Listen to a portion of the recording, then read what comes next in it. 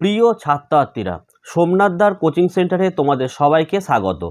আজ আমি নবম শ্রেণীর জীবনবিজ্ঞান পূর্ণমান 50 অর্থাৎ তোমার ধরতে পারো এটা model activity task part 8 November. এই 50 নম্বরের মডেল অ্যাক্টিভিটি টাস্ক তোমাদের প্রত্যেককেই করতে হবে। তো আজকের এই প্রত্যেকটি প্রশ্নের সঠিক উত্তর নিয়ে আমি আলোচনা করে দেবো, এবং যদি তোমাদের কারোর মডেল অ্যাক্টিভিটি টাস্ক পার্ট 1 থেকে পার্ট 7 পর্যন্ত না হয়ে থাকে, তোমরা অবশ্যই এই ভিডিওটির ডেসক্রিপশন বক্সে চলে যাবে। একটি মাত্র আমি লিঙ্ক দিয়েছি, সেই লিঙ্কে ক্লিক করলেই তোমরা সমস্ত প্রশ্নের উত্তর কিন্তু পরপর পেয়ে যাবে। তো চলো আজকের ভিডিওটি আমরা শুরু করি। চলে আসো একের দাগে। দেখো বলা হচ্ছে প্রতিটি প্রশ্নের সঠিক উত্তরটি নির্বাচন করে তার ক্রমিক সংখ্যা সহ বাক্যটি সম্পূর্ণ করে লেখো। 9টা এমসিকিউ দিয়েছে, ঠিক আছে? তো চলো উত্তরগুলো তোমরা কিভাবে লিখবে সেটা আমি তোমাদেরকে বলে দিচ্ছি। তো 1.1-এর প্রশ্নটি বলা হয়েছে, যে পর্বের প্রাণীদের মধ্যে কোলোব্লাস্ট কোষ দেখতে পাওয়া যায় তা শনাক্ত করো। উত্তরটি দেখো 4টি অপশনের মধ্যে উত্তর হচ্ছে অপশন গয়েরটা, টিনোফোরা।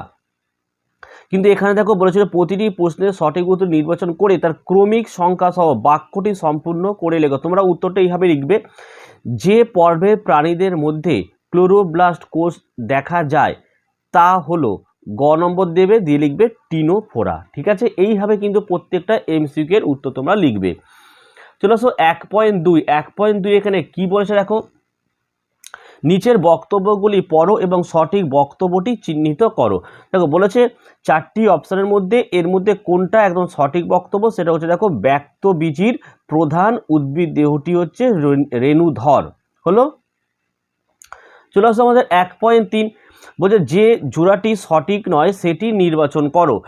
এবারে 4টি অপশনের মধ্যে যে জোড়াটি সঠিক নয় সেটি হলো অপশন গয়েরটা, সে ক্লোরিন কাইমা কলা হাইপেন দিয়ে জীবিত কোষ উপস্থিত। ঠিক আছে, 1.4-এর প্রশ্নটি তোমরা লক্ষ্য করো, বলছে যে জোড়াটি ঠিক নয় সেটি নির্বাচন করো। 4টি অপশনের মধ্যে উত্তর হচ্ছে আমাদের ঘয়েরটা, অর্নিথিন চক্র অ্যামোনিয়া সংশ্লেষ।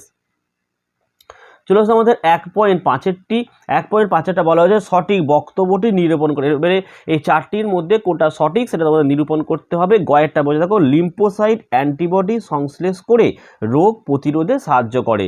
ক্লিয়ার হলো? তো চলো আমরা পরের প্রশ্নগুলো দেখি। 1.6, তো 1.6-এর প্রশ্নে তুমি লক্ষ্য করো, দেখো প্রজাপতির রেচন অঙ্গটি চিহ্নিত করো। তো উত্তর দেখো অপশান খ হবে ম্যালপিজিয়ান নালিকা। 1.7-এর প্রশ্নটি দেখো বাষ্পমোচন সংক্রান্ত সঠিক বক্তব্যটি নিরূপণ করো। তো অপশান খয়েরটা হচ্ছে আমাদের অ্যান্সার হবে বায়ুপ্রবাহ বৃদ্ধি পেলে বাষ্পমোচনের হারও বৃদ্ধি পায়। 1.8-এর প্রশ্নটি বলেছে নিচে যে জোড়াটি সঠিক তা স্থির করো। যে জোড়া সঠিক তার উত্তর হচ্ছে অপশান গয়েরটা হবে রসের উৎস্রোত জাইলেম কলা। 1.9-টা থেকে দেখো নিচের যে বিশেষ সংযোগী কলাকে রিজার্ভ পেসমেকার বলা হয় সেটিকে শনাক্ত করো। অপশান ঘ হবে এভি নোড। তাই 9টা কিন্তু এমসিকিউ হয়ে গেল। চলে আসো 2-এর দাগের, নিচের বাক্যগুলো শূন্যস্থানগুলোতে উপযুক্ত শব্দ বসাও। তো 2.1, সূর্যালোকের ড্যাশ কণা শোষণ করে ক্লোরোফিল সক্রিয় হয়। উত্তর লিখবে ফোটন কণা শোষণ করে।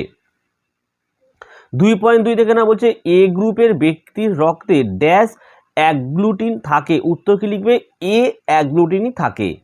2.3, পেঁপে গাছের তরুক্ষীরে ড্যাশ নামক উৎসেচক থাকে যা প্রোটিন পরিপাকে সাহায্য করে। উত্তর কি লিখবে প্যাপাইন নামক উৎসেচক থাকে। এবার আমাদের 3-এর দাগে দেখো নিচের বাক্যগুলো সত্য অথবা মিথ্যা নিরূপণ করো। 3.1 বলেছে নানা জৈব অণু মিশ্রিত সমুদ্রের গরম জলকে বিজ্ঞানী Sydney Fox hot dilute soup নামে অভিহিত করেন, এটা সত্য। 3.2 দেখো প্রোটিস্টা জাতীয় জীবদের কোষ প্রোকারিওটিক প্রকৃতির, এটা হচ্ছে মিথ্যা। 3.3 নাইট্রোজেনযুক্ত ক্ষার পেন্টোজ শর্করা ও ফসফেট মূলক নিয়ে নিউক্লিওটাইড গঠিত, এটাও কিন্তু সত্য। চলে আসে আমাদের 4-এর দাগের প্রশ্ন। এখানে বলা হয়েছে এ স্তম্ভে দেয়া শব্দের সঙ্গে বি স্তম্ভে দেয়া সর্বাপেক্ষা উপযুক্ত শব্দটির সমতা বিধান করে উভয় স্তম্ভের ক্রমিক নাম্বার উল্লেখ সহ সঠিক জোড়াটি পুনরায় লেখো। তাই তোমরা এইভাবে কিন্তু ছক করে লিখতে পারো। তো দেখো 4.1 কি বলছে দেখো যে অ্যাথেরোস্ক্লেরোসিস, এটা হচ্ছে আমাদের অপশান সি এরটা হবে বিপাকীয় সমস্যাজনিত রোগ। 4.2 হচ্ছে পতঙ্গ, এটা হচ্ছে অপশান এ হবে ট্র্যাকিয়া। পত্ররন্ধ্র হচ্ছে আমাদের রক্ষী কোষ। তাহলে আমাদের এই স্তম্ভমেলাটাও হয়ে গেল।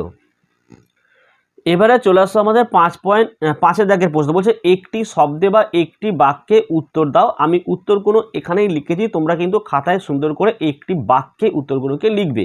তো দেখো 5.1 প্রশ্নটি বলা হয়েছে ভাজক কলার একটি কাজ উল্লেখ করো। উত্তর লিখবে ভাজক কলার একটি কাজ হলো ভাজক কলার কোষগুলো বিভাজিত হয়ে নতুন অপত্য সৃষ্টি করে। ঠিক আছে। 5.2 দেখে নাও বিসদৃশ শব্দটি বেছে লেখো। তো এখানে বিসদৃশ শব্দটি হলো কিন্তু লাইপেজ। 5.3 নিচে সম্পর্কযুক্ত একটি শব্দজোড় দেওয়া আছে। প্রথম জোড়টির সম্পর্ক বুঝে দ্বিতীয় জোড়টির শূন্যস্থানে উপযুক্ত শব্দ বসাও। তো প্রথমে ছিল দেখো নাইট্রোজেনযুক্ত রেচন পদার্থ ইস্টু কুইনাইন। এখানে দেখো নাইট্রোজেন বিহীন রেচন পদার্থ ইস্টু কি হবে গদ। তাহলে শূন্যস্থানে তোমরা গদ লিখছো।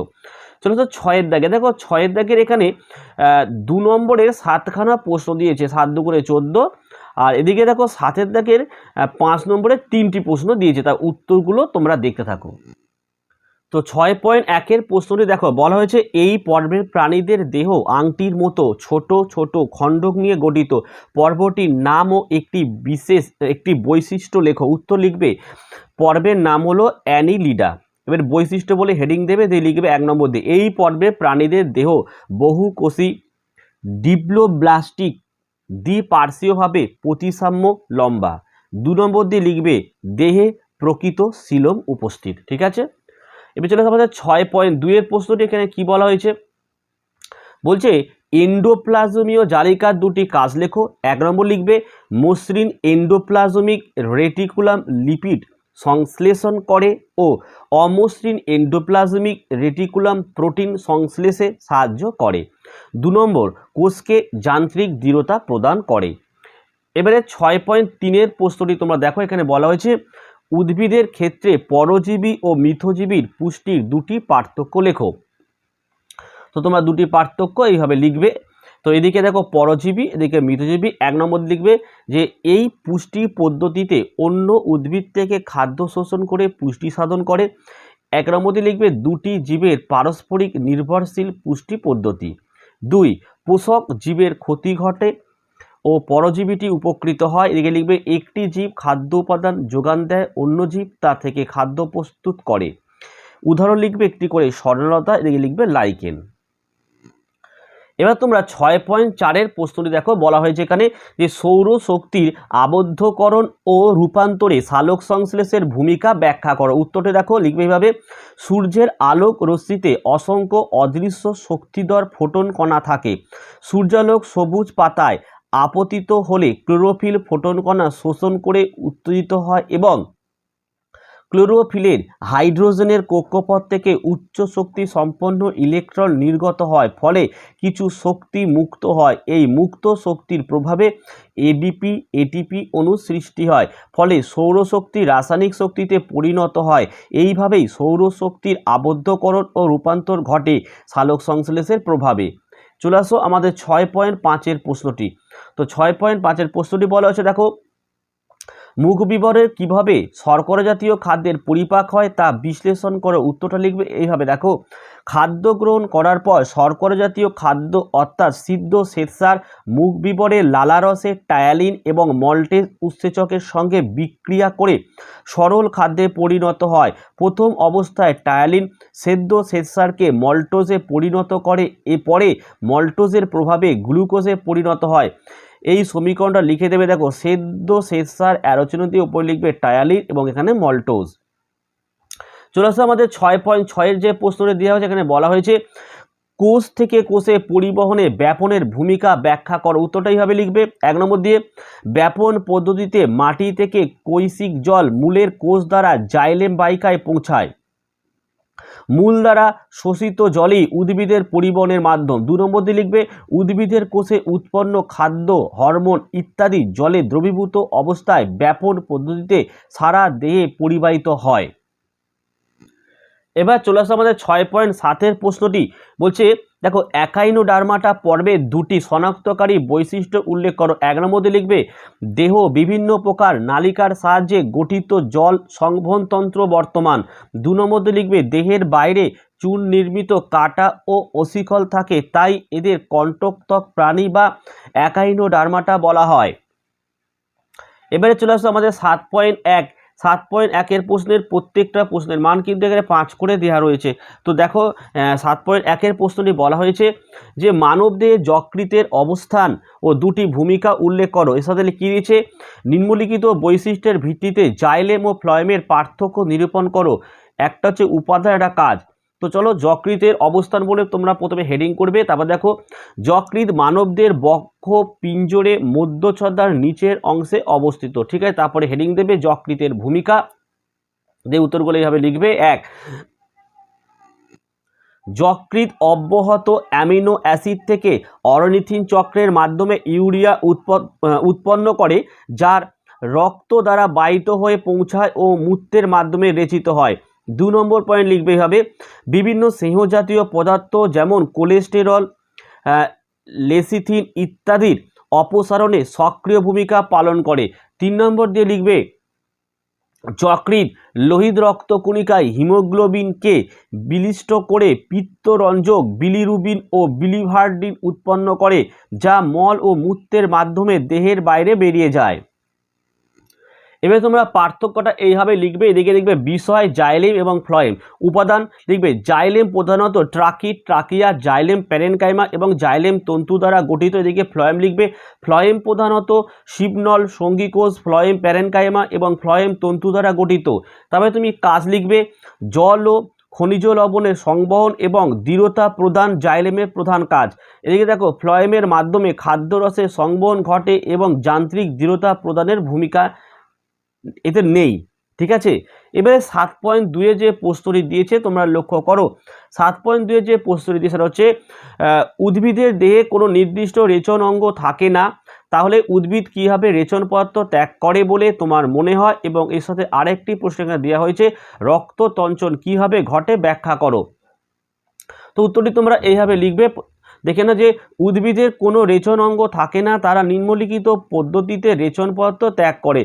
প্রথমে দেবে পত্রমোচন। পত্রমোচনটা লিখবে এইভাবে বিভিন্ন পর্ণমোচী উদ্ভিদ যেমন শিরীষ, আমড়া, শিমুল, সজনে ইত্যাদি পাতা বছরের নির্দিষ্ট ঋতুতে ঝরে পড়ে।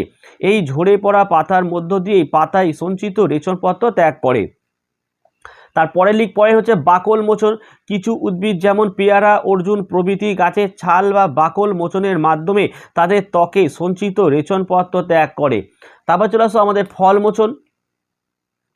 তেঁতুল, আপেল, লেবু ইত্যাদি ফলে সঞ্চিত টার্টারিক অ্যাসিড, অ্যাসেটিক অ্যাসিড রেচন পদার্থ হিসেবে ত্যাগ করে তাদের ফল ঝরে পড়ার মাধ্যমে।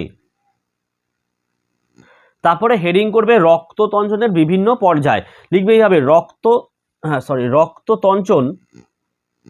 রক্ততঞ্চন ঘটে মূলত 3টি ধাপে। তো প্রথম ধাপ লিখবে আঘাতপ্রাপ্ত স্থান থেকে এবং ফেটে যাওয়া একটা লিখবে অনুচক্রিকা থেকে থ্রোম্বোপ্লাস্টিন নিঃসৃত হয়। এই থ্রোম্বোপ্লাস্টিন ক্যালসিয়াম আয়নের সঙ্গে মিলিত হয়ে প্রথ্রম্বিন নামক উৎসেচক গঠন করে। এই সমীকরণটা দেবে দেখো thromboplastin plus Ca plus arrow দিয়ে লিখবে দেখো প্রথ্রম্বিন।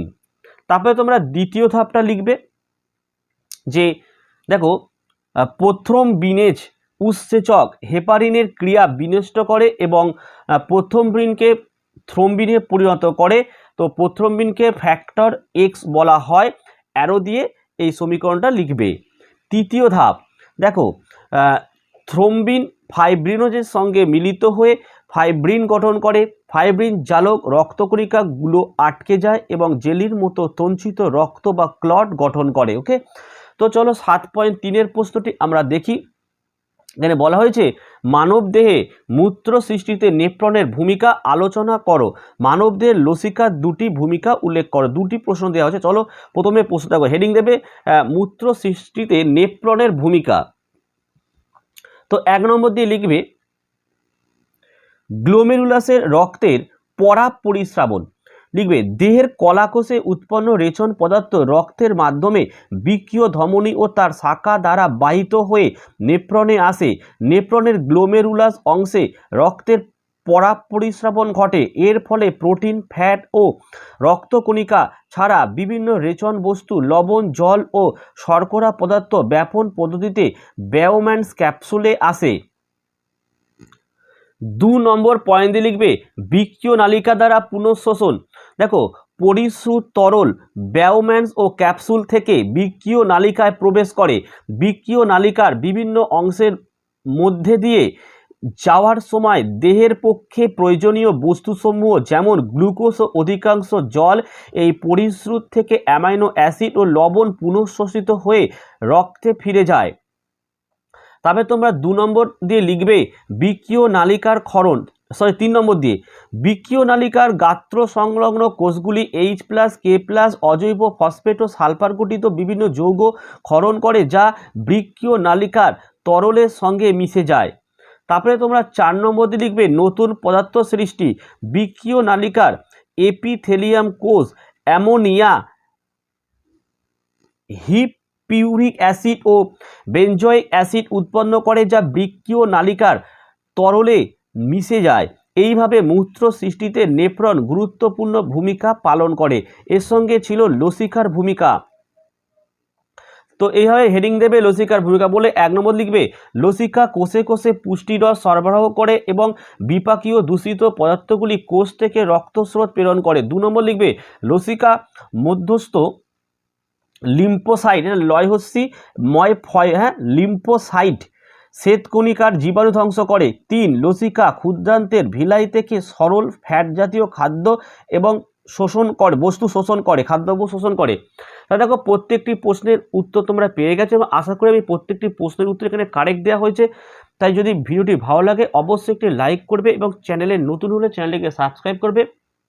পাশে থাকা বেল আইকন প্রেস করে অল নোটিফিকেশনটাকে অন করে রাখবে, যাতে আমি যখনই কোনো ভিডিও আপলোড করি সবার প্রথম তোমার কাছে পৌঁছে যায়। তাহলে আজকের ভিডিও এখানেই শেষ করলাম। তোমরা প্রত্যেকে ভালো থেকো এবং সুস্থ থেকো।